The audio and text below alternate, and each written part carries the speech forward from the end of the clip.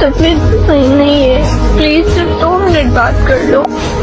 वादा मैं दोबारा फोन मैसेज नहीं करूंगी, आई प्रॉमिस हेनू प्लीज। मेरे लग भी गई, नाखून भी टूट गया, इतना सारा फोन भी नहीं कर। हेनू प्लीज बात कर लें यार, ऐसी कोई बात नहीं है, आपको गलत फहमी हुई है। प्रॉमिस मैंने किसी से भी बात नहीं की, प्लीज माफ कर दो ना, प्लीज कॉल कर लो। आपको मेरी जान की कसम है, प्लीज कॉल कर ले। दोबारा नहीं करूंगी, प्रॉमिस नहीं करूंगी।